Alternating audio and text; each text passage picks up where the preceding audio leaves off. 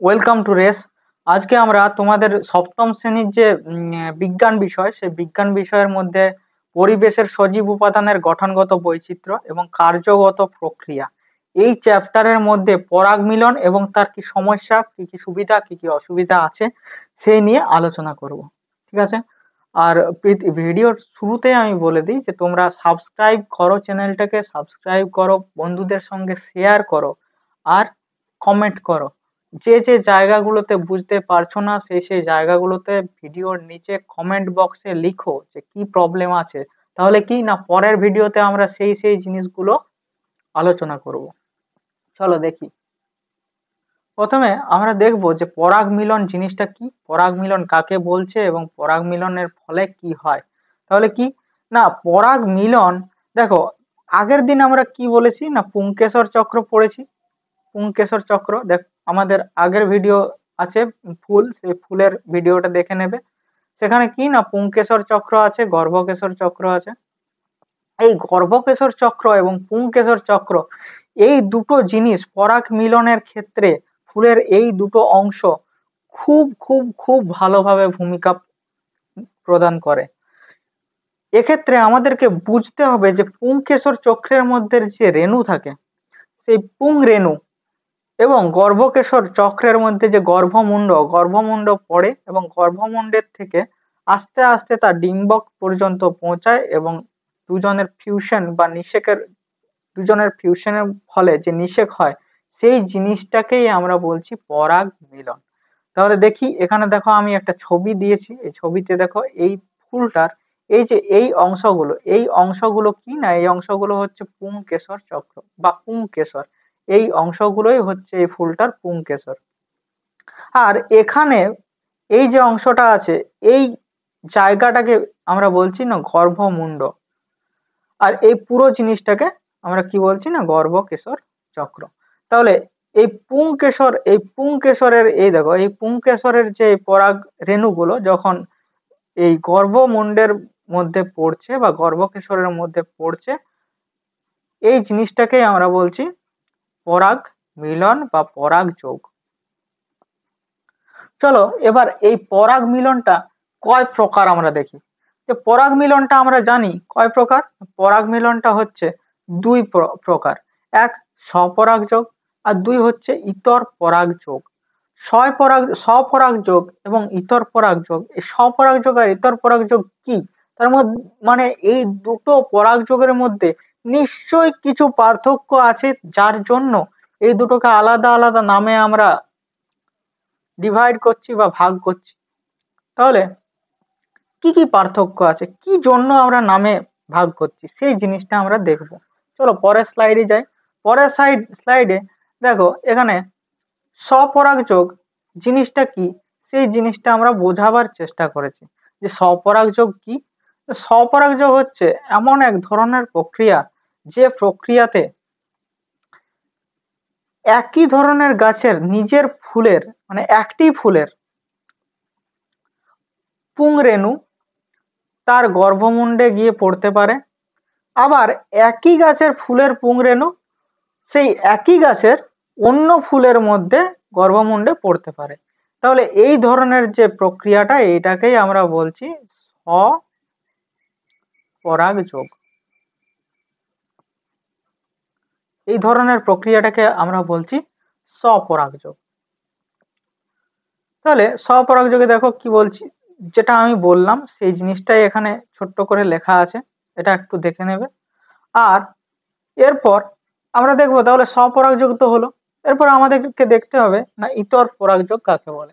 না ইতর পরাগযোগ কাকে বলে, ইতর পরাগযোগ এমন এক ধরনের প্রক্রিয়া যেখানে একই ধরনের একই ধরনের ফুল গাছের বা একই ধরনের ফুলের একটি উদ্ভিদের ফুলের পরাগরেণু বা পুংরেণু অন্য উদ্ভিদের গর্ভমুণ্ডে, অন্য উদ্ভিদের ফুলের গর্ভমুণ্ডে গিয়ে স্থানান্তরিত হয়। এই ঘটনাকে, এই পুরো ঘটনাটিকে আমরা ইতর পরাগযোগ বলে। তাহলে কি হচ্ছে না, তাহলে হচ্ছে এখানে আমরা ফুলে আসি, এই ফুলটার মধ্যে বোঝার চেষ্টা করি। দেখো এটা একটা গাছ, আমরা ধরছি এ গাছ, এটা একটা গাছ, এটা বি বি গাছ, ঠিক আছে। তো এই এ গাছের এই পুংরেণুটা যখন উড়ে গিয়ে কোথায় পড়ছে না বি গাছের এই গর্ভমুণ্ডের মধ্যে পড়ছে। এই যে প্রক্রিয়াটা, এই প্রক্রিয়াটাকেই বলছি আমরা ইতর পরাগযোগ বা ক্রস পলিনেশন। তাহলে এর ক্ষেত্রে এর ক্ষেত্রে কিছু সুবিধা আছে এবং কিছু অসুবিধা আছে। তাছাড়াও এই ইতর পরাগযোগ, এই যে পরাগ রেণুটা উড়ে যাচ্ছে, এটা তো শুধুই উড়ে যাচ্ছে না, এটাকে কেউ নিয়ে যাচ্ছে। তাহলে যে নিয়ে যাচ্ছে সেই অংশটাকে আমরা বলবো বাহক। এই বাহক হতে পারে কোনো মৌমাছি, হতে পারে কোনো পাখি,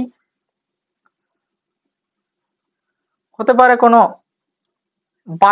বায়ু কার্যের ফলে উড়ে যাচ্ছে, হতে পারে এটা জল, হতে পারে এটা প্রজাপতি। এইভাবে এইভাবে অনেক কিছুর মধ্য দিয়ে এটা হতে পারে। তাহলে এর যে সুবিধা এবং অসুবিধা সেই জিনিসগুলো আমাদেরকে দেখতে হবে। তো দেখো, প্রথমে আমরা দেখছি যে স্বপরাগযোগের কিছু সুবিধা এবং স্বপরাগযোগের কিছু অসুবিধা। প্রথমে সুবিধাটা দেখি যে স্বপরাগযোগের ফলে কি কি হয়, কি কি সুবিধা হয়। প্রথম হচ্ছে জিনগত বিশুদ্ধতা বজায় থাকছে। কি না, প্রথম জিনগত বিশুদ্ধতা বজায় থাকছে। তাহলে জিনগত বিশুদ্ধতা বজায় থাকার কারণ হচ্ছে না একই ফুলের থেকে তো আমাদের পরাগরেণুর যে পুংরেণুটা এবং গর্ভমুণ্ডের ডিম্বক সে একই ফুলের থেকে হচ্ছে। তাহলে তার যে বৈশিষ্ট্য, তার যে জিনগত বৈশিষ্ট্যগুলো একই ফুলের একই গাছের থেকে আসছে। তাহলে একই গাছের থেকে যখন আসছে তখন তার জিনগত যে বিশুদ্ধতা, সেই জিনগত বিশুদ্ধতাটা বজায় থাকছে। তাহলে এটা এক হলো যে এটাতে আমাদের কি হয় না জিনগত বিশুদ্ধতা বজায় থাকে। 2 নম্বর কি না, 2 নম্বর হচ্ছে সফল পরাগায়নের নিশ্চয়তা। দেখো, এক্ষেত্রে কোনো বাহকের আমাদের চিন্তা করতে হচ্ছে না। এক্ষেত্রে একটি গাছের কিংবা একটি ফুলের মধ্যে পুরো ঘটনাটা ঘটছে। তাহলে এই যে ছোট জায়গার মধ্যে সংকীর্ণ জিনিসের মধ্যে হওয়ার কারণে সফল পরাগায়নের নিশ্চয়তাটা অনেকটা বেড়ে যাচ্ছে। তাহলে এটা আমরা পেলাম না 2 নম্বর পয়েন্ট। 3 নম্বরে কি দেখি না, 3 নম্বরে দেখি সমজাতীয়তা বৃদ্ধি। সমজাতীয়তা মানে কি? সমজাতীয়তা মানে একই ধরনের জিনিস বা একই ধরনের বৈশিষ্ট্য, এই জিনিসগুলো বৃদ্ধি পাচ্ছে। কেন বৃদ্ধি পাচ্ছে না, এক্ষেত্রে তো আমরা একই ফুলের থেকে কিংবা একই গাছের ফুলের থেকে করছি। তাহলে একই গাছের ফুলের থেকে করার জন্য কি হচ্ছে না, তার মধ্যে যে সমজাতীয়তা সেই জিনিসটা বৃদ্ধি পাচ্ছে। এটা হলো আমাদের 3 নম্বর পয়েন্ট।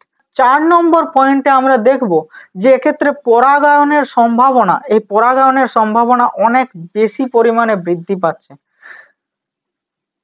এরপর আমাদেরকে দেখতে হবে যে এর কি কি সুবিধা। তো আমরা দেখলাম যে এর কি কি সুবিধা, স্বপরাগযোগের কি কি সুবিধা সেটা আমরা দেখলাম। এবার আমাদেরকে স্বপরাগযোগের কিছু সুবিধা থাকলে কিছু অসুবিধাও থাকবে। তাহলে সেই অসুবিধাগুলো আমরা দেখব।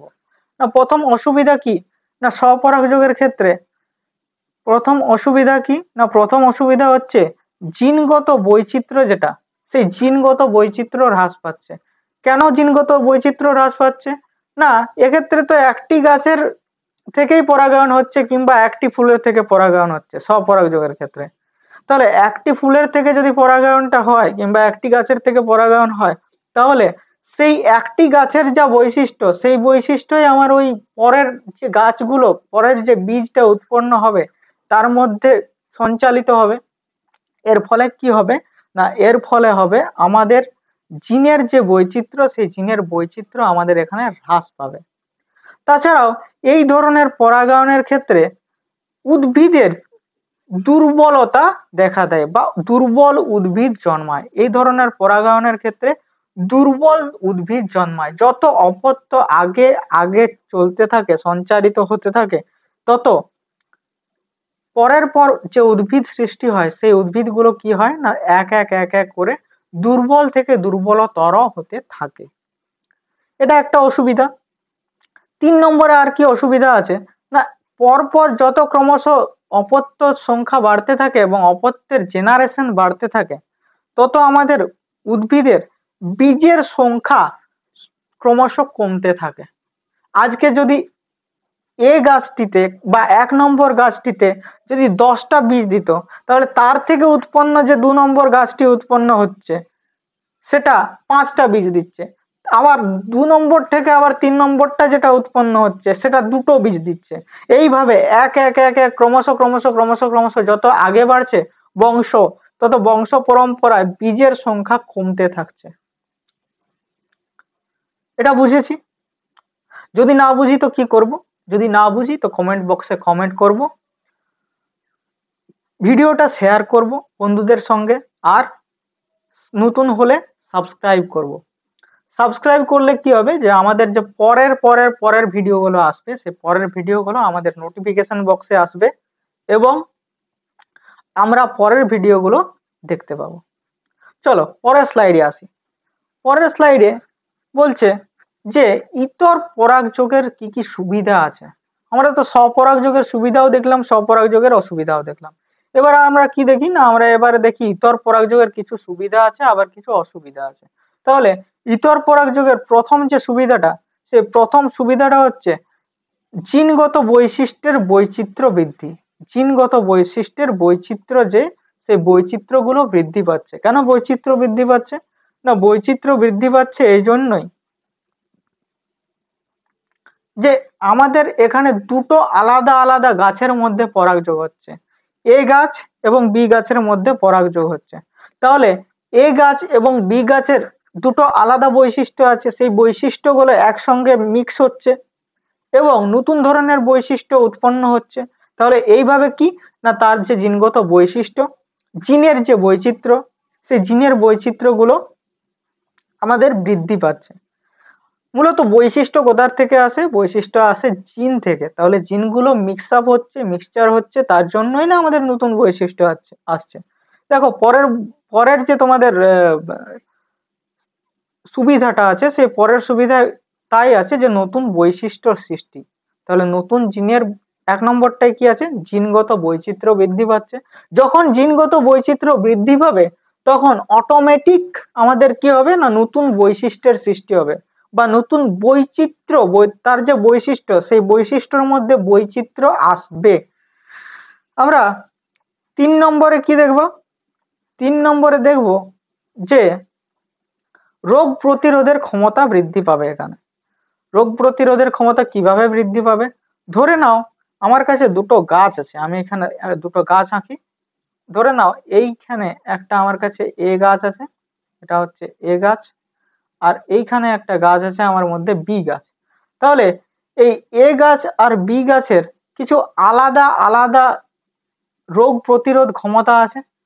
যখন এই দুটো গাছ একসঙ্গে মিলিত হবে, যখন এই দুটো গাছের বৈশিষ্ট্য একসঙ্গে গুণ হবে বা একসঙ্গে মিলিত হবে, তখন এর যা বৈশিষ্ট্য সেটাও থাকবে আর এর যা বৈশিষ্ট্য সেটাও থাকবে। 3 নম্বরে যে গাছটা উৎপন্ন হবে, এই 3 নম্বর গাছটাতে এর যা বৈশিষ্ট্য সেগুলোও থাকবে আর বি গাছের যে বৈশিষ্ট্য সেগুলোও থাকবে।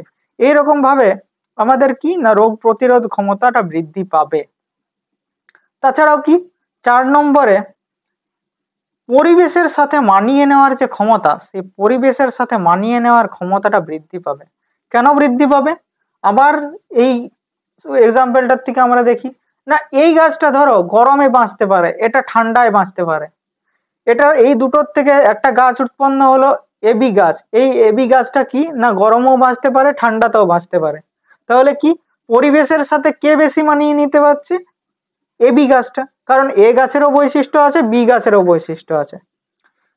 এটা হলো। পরে হচ্ছে যে উদ্ভিদের কিছু উন্নতি এবং বিকাশ, উদ্ভিদের উন্নতি এবং বিকাশ।